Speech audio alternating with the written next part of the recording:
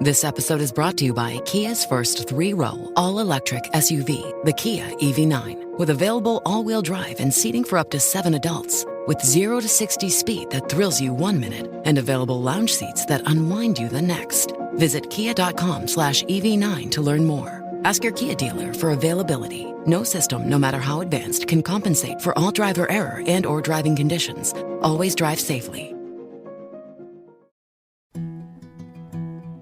A science story, huh? These NYU scientists, I felt right. I was so And I just thought, well, I had figured it out. it was that golden moment. Because science was on my side.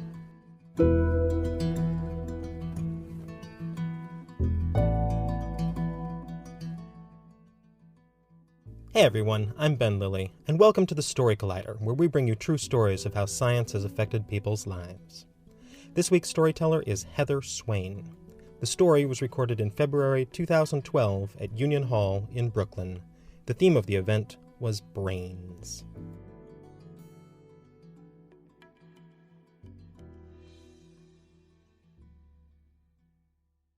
On the fourth day that I was in the hospital, Dr. Morano blustered into my room, and he pointed at me and he said, "Nobody knows what's wrong with you, but I'm going to figure it out." And for the first time in about 8 months, I felt hopeful that maybe I'd found someone who could tell me what had gone wrong in my body. So Dr. Morano sat down beside me and he said, "Now tell me what's been going on."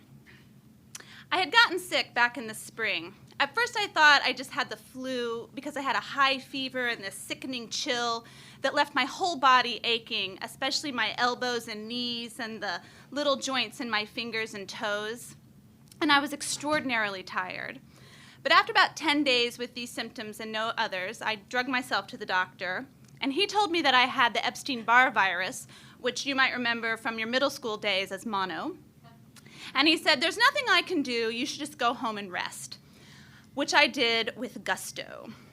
For the next 3 months, I slept 10 to 12 hours a night, and I took 2 or 3 naps during the day. I would wake for these brief periods of lucidity where I would scramble to get as much work done as I could in about 2 hours, or play with my kids whose lives seemed like a blur. But mostly I just lay in bed aching and uncomfortable and having this delusional thought cycle. I did a lot of counting at this time. I would count up from 1 to 100 by 1s, and down by 2s, and up by 3s, and down by 4s. And I'm not particularly math-minded, so this struck me as odd. But then one day in June, mid-June, I woke up and I was fine. In fact, on Saturday, I could barely walk around the block, but on Sunday, I was better. And within a week, I was back to doing yoga or running 3 miles a day or doing anything I would normally do. And I thought, well, that was weird. At 40, I got mono, I got over it, and I'm better. Until October, when a few days after I got the flu vaccine, it all came rushing back. The joint pain and the fatigue and that addled delusional thinking. Only this time, I had a new symptom. I was suddenly having an allergic anaphylactic reaction to everything and anything. At the most random times, I would get dizzy and lightheaded, and a strange tingling in my mouth and my throat and my chest, and my fingers would feel fat and clumsy, and then my throat would start to constrict. And my husband, who's pretty unflappable, he's a drummer, he would just sort of put me in the car and drive me to the ER, and I would stumble in, sounding like the love child of Darth Vader and Marge Simpson, clutching my throat, saying, "Anaphylaxis! Anaphylaxis!" At which point they would rush me through triage and start poking me with epinephrine and Benadryl and steroids to stop my throat from swelling closed. Now, after I'd shown up in the ER a couple times like this, the nurses, who were beginning to recognize me, were speaking to me in a very particular way. They would say, "Are we feeling panicked, Miss Swain?" And I'd think, "Yeah, a little bit. Throat swollen closed here, a little scary." But what I realized was they were not trying to comfort me in the face of something potentially grave. They just thought I was crazy. And why wouldn't they? For over 6 months, I had had an off-again, on-again illness that nobody could explain. By this time, I had started seeing an infectious disease specialist, and she assured me I didn't have mono, nor had I had it back in the spring. I didn't have Lyme disease, my vitamin and mineral levels were good, my cortisol level was fine, I wasn't sensitive to gluten. So I was beginning to think maybe the nurses had a point. So I did what any right-minded crazy person would do, and I found a therapist who specialized in anxiety disorders. Only when I explained to her what was going on, she said, well, that doesn't sound like a panic attack. And my husband and my parents, who had come to help take care of my family while I was sick, they had to agree. They said, well, you never actually panic until after your throat swells. So after I'd showed up in the ER 5 or 6 times, the young resident kind of shook his head and he said, well, we have to admit you, and this time you have to stay until we know what's wrong with you.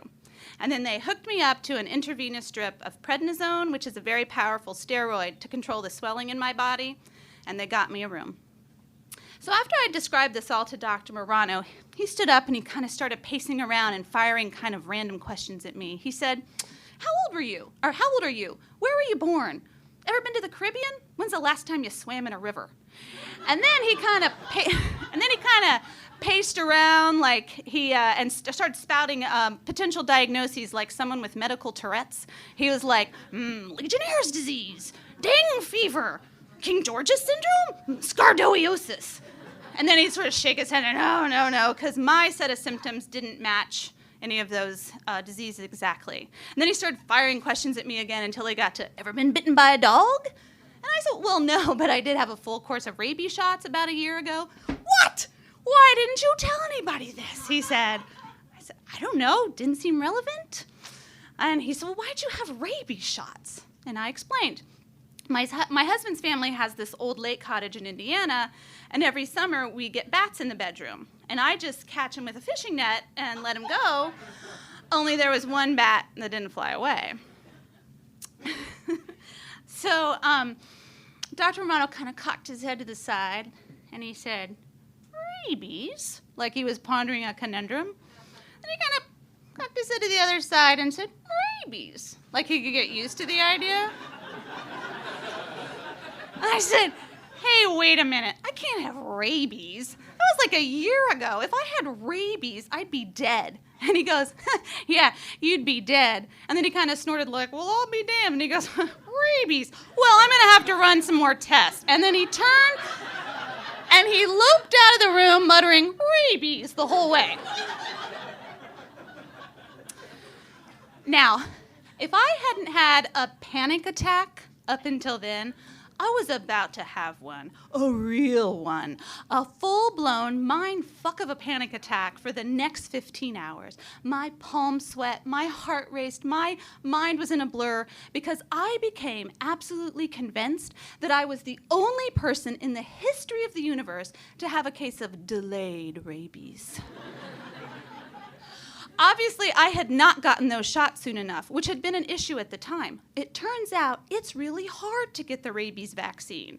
Between my husband and me, we had to go to 3 states, 7 hospitals, and write a personal letter to the Department of Health and Human Services to even get the shots. So obviously, mine had only worked well enough to tamp down the rabies until I caught whatever I caught back in March, and then it stirred it up again, only I fought it off, only now it was back, and I was gonna die.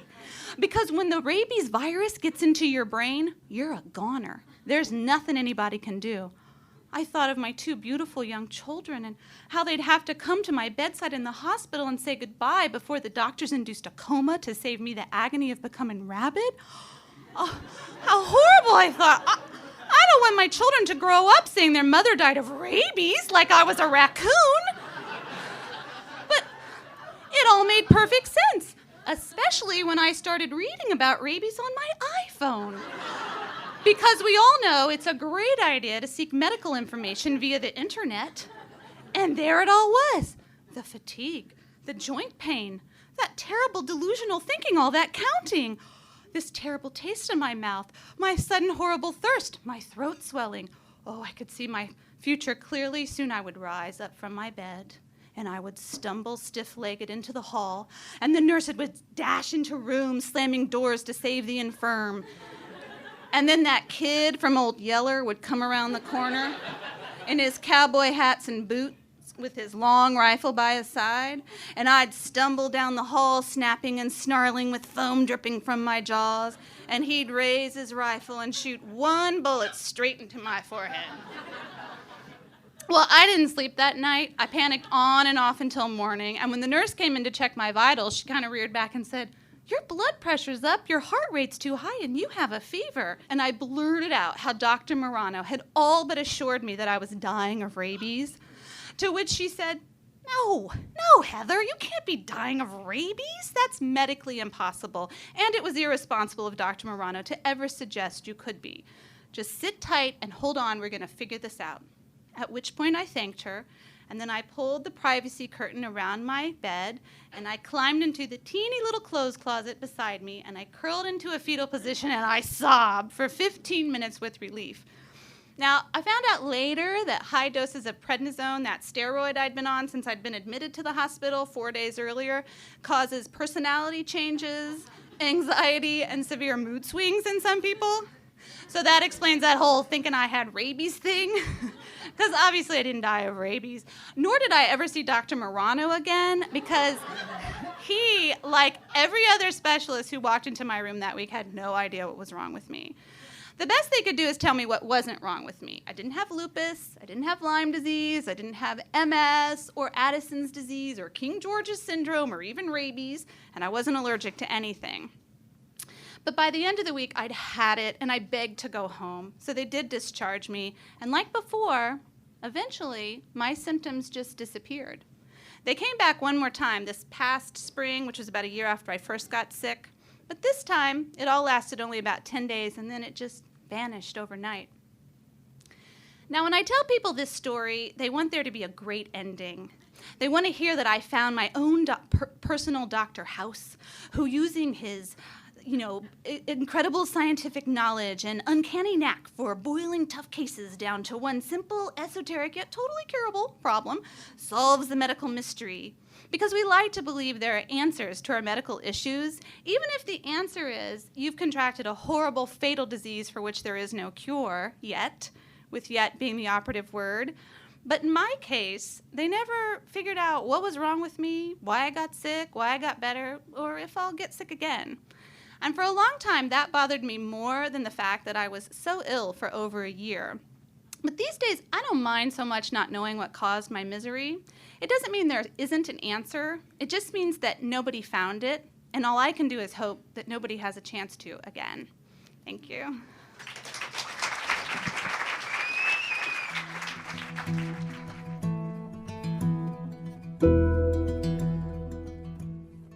That was Heather Swain. Heather is the author of 5 novels, 2 craft books, and numerous short stories, personal essays, and nonfiction articles. Her new young adult novel, Josie Griffin is Not a Vampire, and her latest craft book, Play These Games, 101 Delightful Diversions Made from Everyday Items, are both available now. For more science stories, take a look at storycollider.org, where we have our magazine, archives of the podcast, and upcoming events. The Story Collider is produced by me, Brian Wecht, and Aaron Barker. The podcast is produced by Rose Eveleth. Additional help from Brooke Williams, Lena Groger, Josh McCall, and Rafaela Benin. The theme music is by Ghost. Special thanks to Union Hall for hosting the show, and to rabies for not infecting me. Thanks for listening. Your local McDonald's owners across Washington, D.C., Greater Baltimore, and Eastern Shore are committed community members who all celebrate the diversity of the neighborhoods that they serve. Black History Month is a special time to spotlight the many African American and Black individuals and organizations that have contributed to our area's growth and development. McDonald's sees, supports, and celebrates you now and all year long.